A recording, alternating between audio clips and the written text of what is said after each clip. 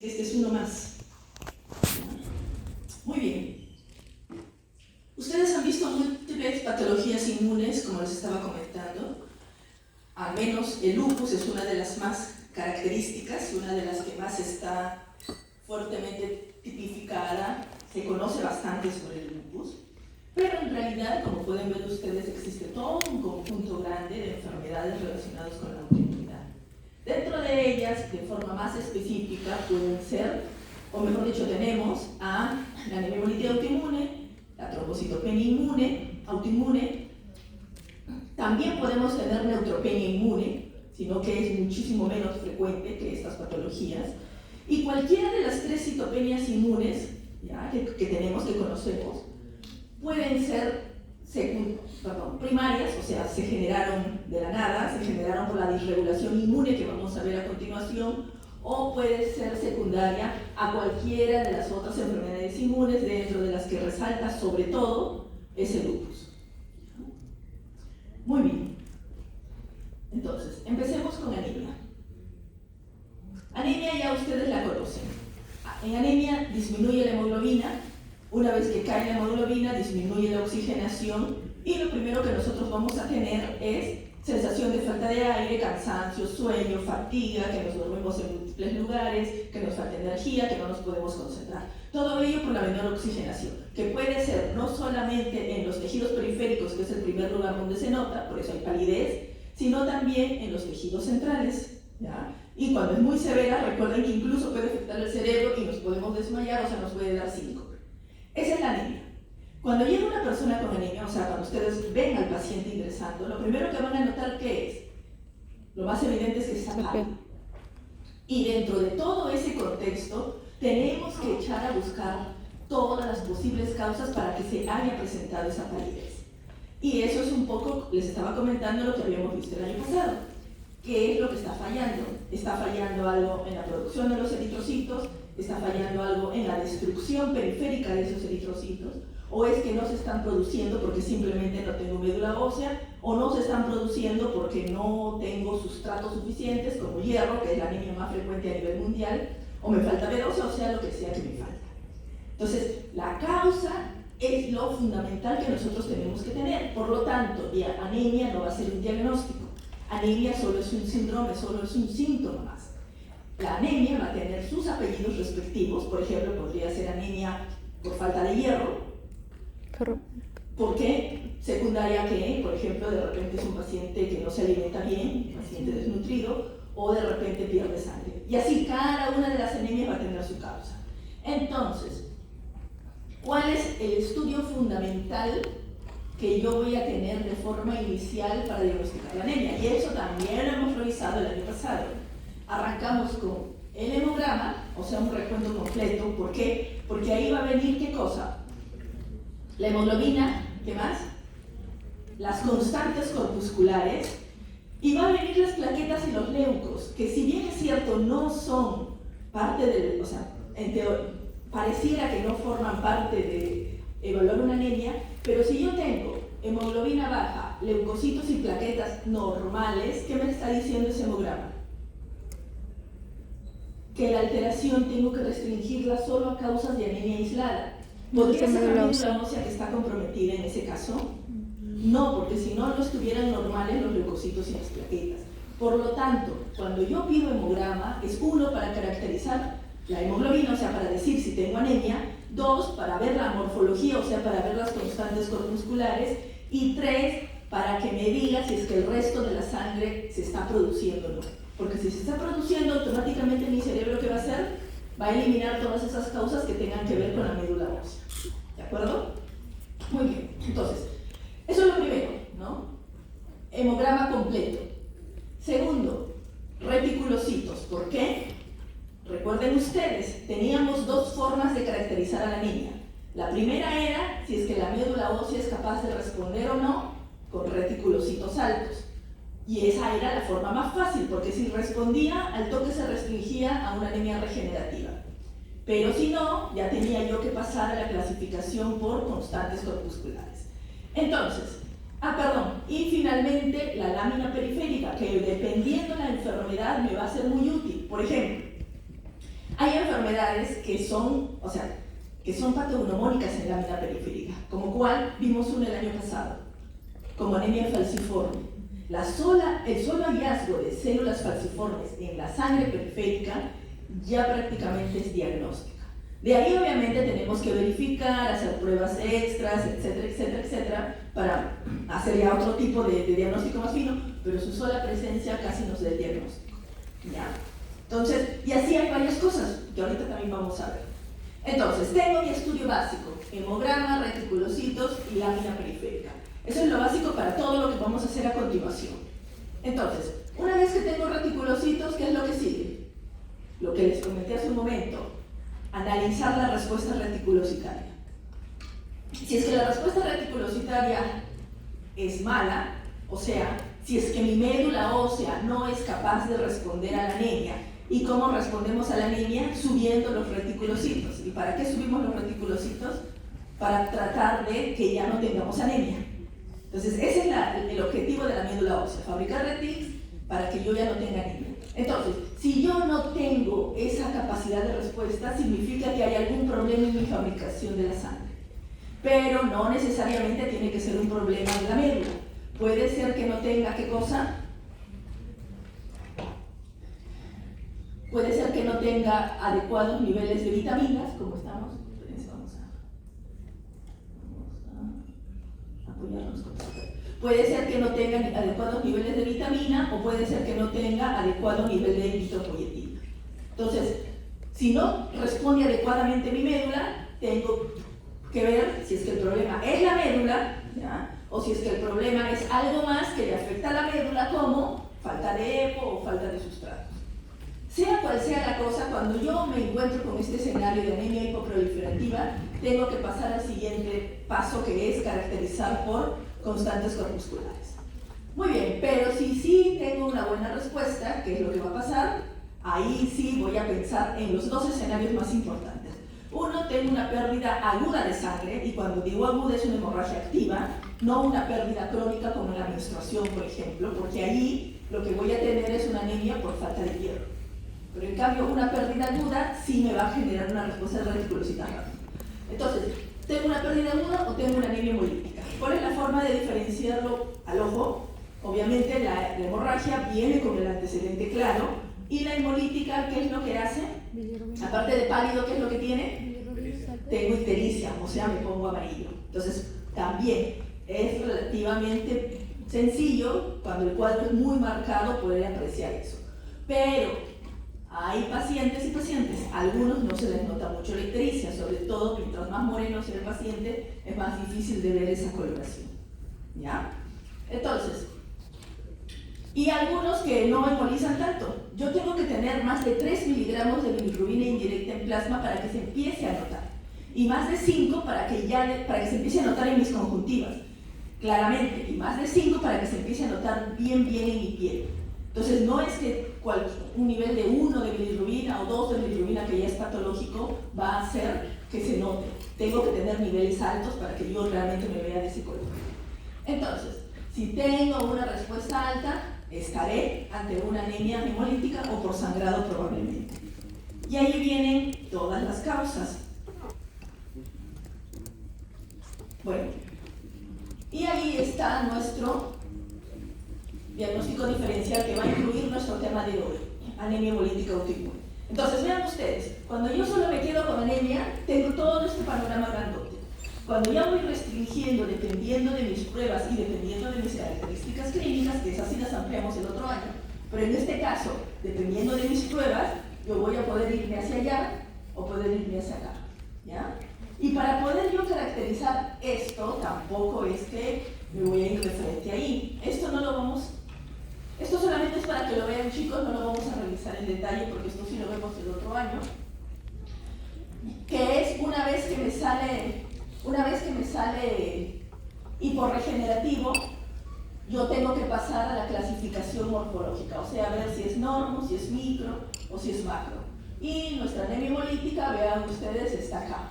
Si por A o B se me pasó o no tengo reticulocitos, que es súper frecuente, ¿y por qué creen que no tengo reticulocitos? Porque por más que llevo años diciéndoles pidan reticulocitos, Llegan al externado y se olvidan de todo lo que les he dicho y no hay ni un reticulocito, no hay ningún reticulito. ¿Ya? Para el internado ya se vuelven a acordar todo y ya, pues ya.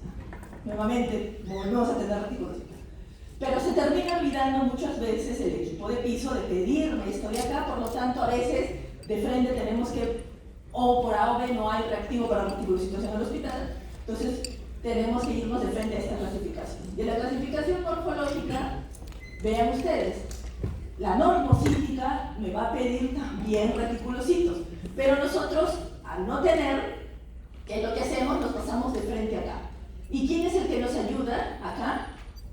Las pruebas de laboratorio extras, o sea, la bioquímica nos va a pedir bilirrubina indirecta, nos va a pedir DHL, podría ser también aptoglobina, pero recuerden que la aptoglobina solo disminuye al inicio de la hemólisis, luego se equilibra porque es un reactante de fase aguda. Entonces, bilirrubina indirecta y DHL son los que son obligatorios, y acá también me ayuda bastante la lámina periférica, que es la que tiene algunos hallazgos sugerentes de anemia hemolítica que ya vamos a ver cuando lleguemos a esa parte. Entonces, si por A o B no tengo reticulocitos, en el caso de anemia normocítica me iré hasta acá y con una lámina y con algunas pruebas bioquímicas adicionales podré también caracterizar a la anemia. ¿Ya?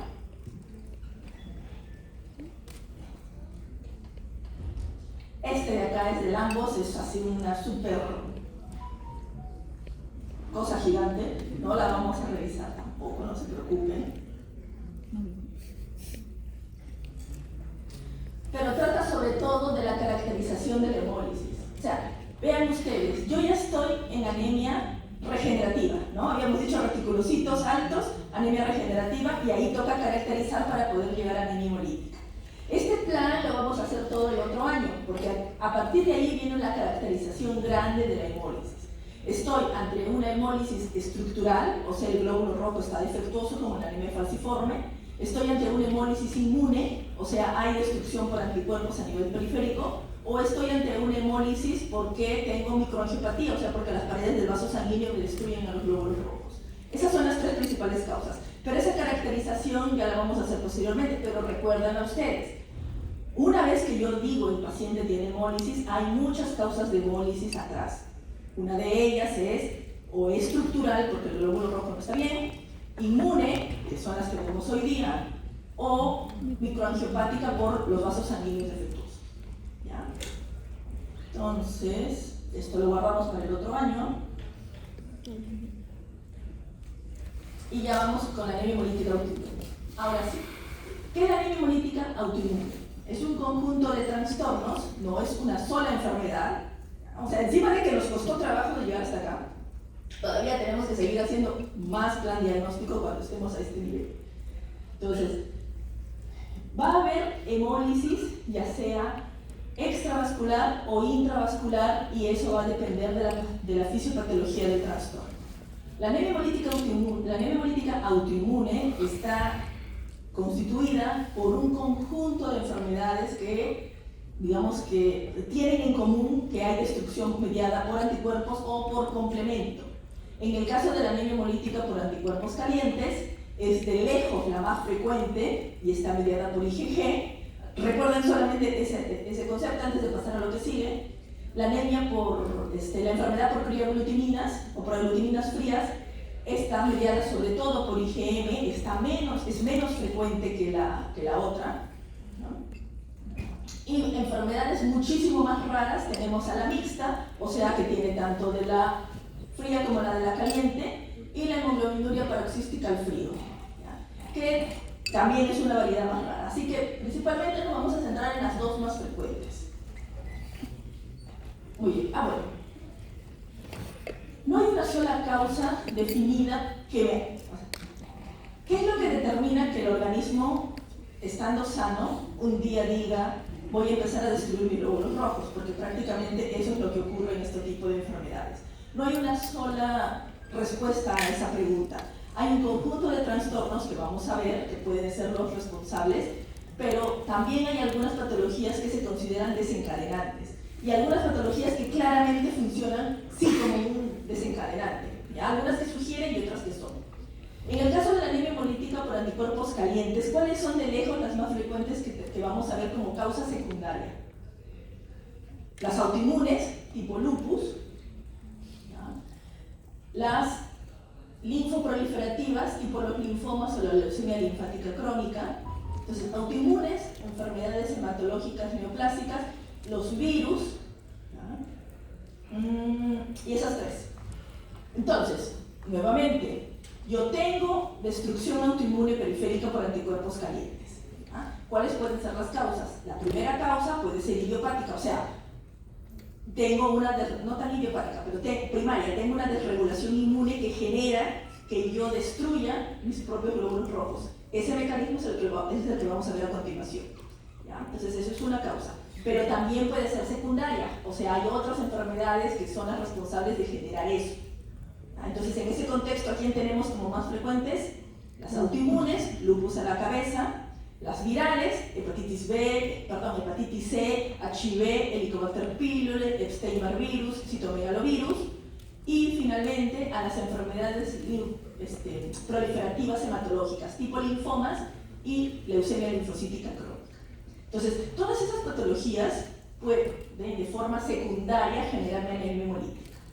Pero también hay un conjunto de personas que no tienen nada de eso y hacen la anemia hemolítica. Y eso es lo que vamos a revisar a continuación.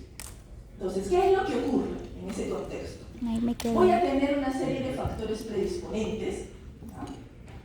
donde lo que ven ustedes en primer lugar que destaca es el antecedente genético o mi historial genético, que no es un historial claramente definido, o sea, no es que porque mi mamá tuvo anemia hemolítica yo voy a tener, es porque yo nací probablemente con alguna de estas alteraciones, polimorfismos, alteraciones del HLA, etc. La cosa es que yo nací con predisposición genética para hacer la anemia hemolítica autoinmune. Llega un momento en el que podría yo tener algunas condiciones adicionales, ¿ya? Que me van a hacer que se desencadene la enfermedad, o podría ser que de la nada, sin ningún, por más que ustedes le buscan el antecedente, no van a encontrar nada que explique por qué ese paciente decidió iniciar todo este trastorno. La cosa es que se pierde la tolerancia inmunológica y empieza la destrucción anormal. Entonces, yo podría tener mi background genético y no desarrollar la hemólisis nunca, podría ser que no tengo tanta patología genética de base, o sea, tanta predisposición genética de base, y si nunca me da esto, podría ser que no lo haga. Podría ser que yo sí tengo una fuerte condición genética acá, nunca desarrollo esto, pero mi fuerte condición genética sí determina que lo haga. Podría ser que yo no tengo tanta condición, pero desarrollé alguna de estas enfermedades o alguna de estas situaciones y la suma de todo se correlaciona, o mejor dicho, se junta para poder hacer la desregulación inmune. ¿Qué cosas están ahí o qué cosas resaltan más? Que van a, digamos que, influir en mi background genético. La presencia de inmunodeficiencias.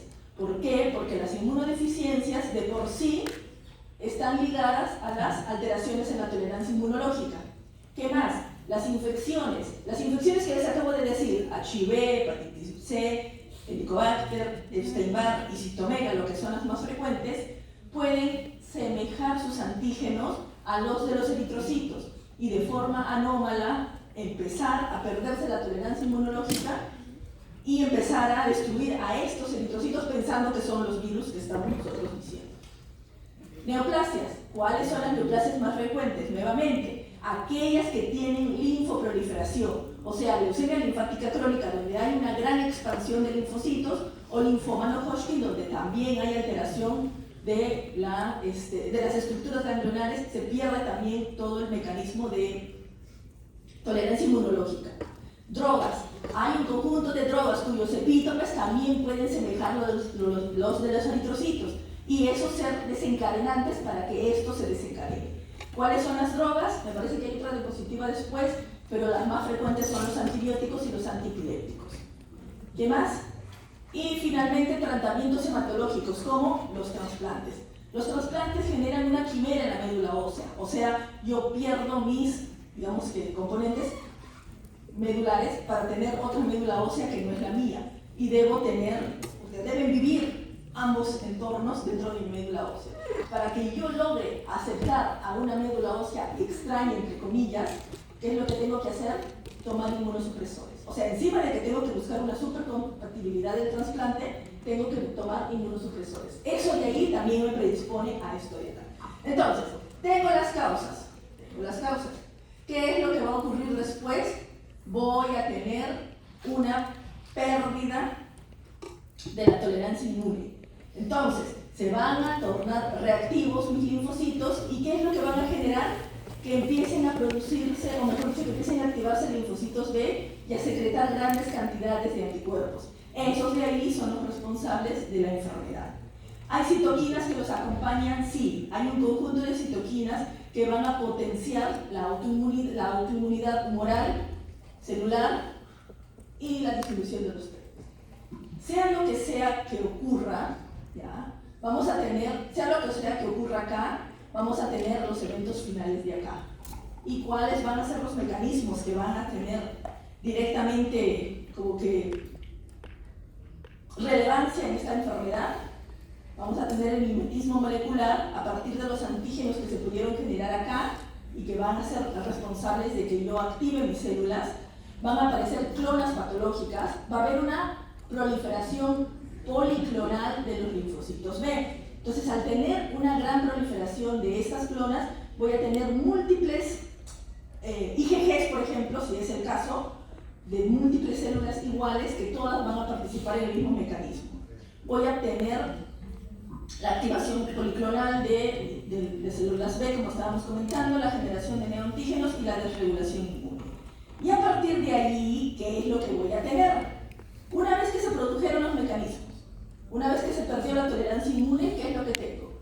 Puedo tener activación de la IgG o activación de la IgM. Y ustedes ya han visto en alguna parte, el año pasado o que esto va a depender de la temperatura, o mejor dicho, el mecanismo de destrucción va a depender de la temperatura a la que estemos expuestos. Si son 37 grados y es de 0,4.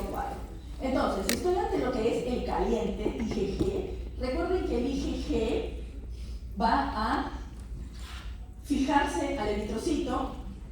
Este eritrocito marcado va a llegar al vaso y el macrófago del vaso es el responsable de destruirlo. En un fenómeno que se llama, ya saben ustedes, hemólisis extravascular, que se va a dar sobre todo en el vaso cuando estoy en IgG. ¿Qué es lo que tiene la IgG de forma adicional? Que puede llegar a activar el complemento hasta el C3 y por lo tanto puede tener cierto componente intravascular adicional, pero no es el predominante va a seguir siendo acá. A diferencia de la IgM, que sí es capaz de activar más y obviamente puede activar acá, y vamos a tener hemólisis extravascular sobre todo en el hígado, y el IgM puede ser capaz de activar hasta el final. Por eso es que en esta situación vamos a tener que la hemólisis intravascular podría dominar más el cuadro clínico. ¿Cómo así? Acá tenemos los anticuerpos, los eritrocitos cubiertos por la IgG. Primariamente habíamos comentado que van a llegar al vaso. Una vez en el vaso, por los macrófagos van a ser fagocitados y el hematíe va a ser como que mochado por toda la periferia, va a ser como mordido por toda la periferia. Al ser mordido en la periferia van a formarse, o va a ser capaz de formar los microesferocitos, que son como hematíes pero más chiquitos. Estos microesferocitos pueden salir a sangre periférica, pero igual van a terminar siendo destruidos en el vaso en algún momento. Lo importante de esto es que la aparición de estos microesferocitos en sangre periférica nos va a servir a nosotros para el momento de hacer la lámina periférica poder hacer el diagnóstico de la enfermedad. ¿Ya? Entonces, esto es un punto importante.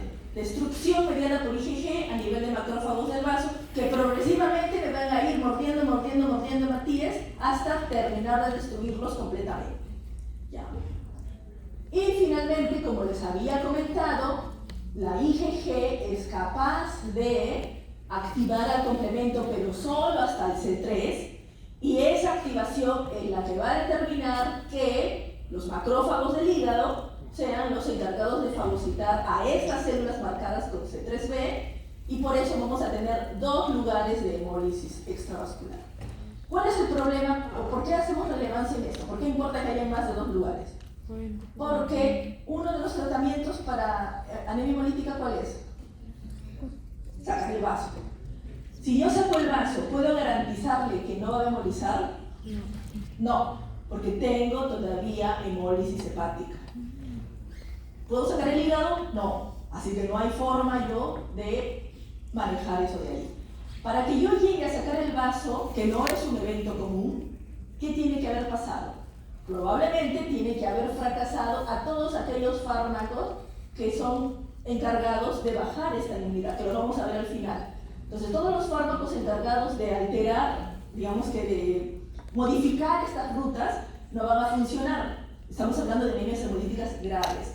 Entonces, ante ese contexto que ya nada me funciona a nivel de fármacos, yo podría intentar como medida adicional, porque no es el estándar, sacar el vaso.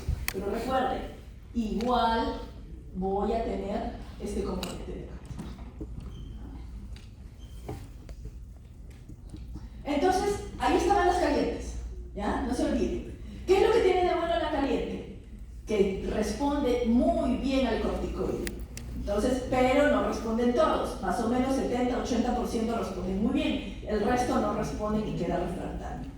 Siéndole sincera, por ejemplo, ya que vamos a ver hoy día anemia hemolítica y PTI, los PTI responden muchísimo mejor y no se nota tanto la clínica, o sea, porque si yo tengo bajas plaquetas, no se nota a menos que yo necesite para no... O sea, tendría que estar muy severo para que se note, porque voy a hacer sangrados espontáneos. Pero si yo tengo anemia, ya desde 9, 8, 7 lo voy a notar, entonces el paciente va a estar muy sintomático acá. Imagínense llegar a 3, 4 o 2 con los que llegamos algunas veces acá. Eso de sacar el vaso, por ejemplo, yo les comento de cuando hemos tenido pacientes que tienen 2 o 3 de hemoglobina y no hay forma que suban otra cosa. ¿Le puedo transfundir? Probablemente no. Cuando está muy severo lo transfundimos igual porque la oxigenación con 2 o 3 de hemoglobina, o con 4 o 5 incluso, está francamente comprometida. Pero, ¿será la transfusión una solución en este contexto? No, porque lo único que hago que es, ya tengo anticuerpos, tengo IgG, ¿y qué es lo que hago cuando transfundo? Le doy más al IgG, o sea, le doy más para marcar y para seguir destruyendo más. Entonces, desafortunadamente, transfundir no es una opción de tratamiento, a menos que esté muy severo y la oxigenación se comprometa, ahí sí tengo que transfundir, porque si no se puede infartar, por ejemplo, y eso va a ser peor. ¿No? Entonces, vamos entonces con los fríos.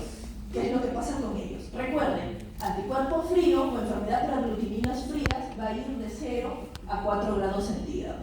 Acá, ¿a quién es el que tengo como responsable fundamental? A la IgM. Y la IgM, como ven ustedes acá, es capaz de activar mi complemento desde el inicio hasta el final. Entonces, hasta el final puede formarme mi complejo de ataque a membrana y destruirme, ¿dónde? Dentro del vaso sanguíneo, o sea, generarse la hemólisis intravascular. Pero, recuerden, he tenido a este IgM que también puede llegar, obviamente va a pasar por el C3, y al activar C3, este C3 es capaz también, al igual que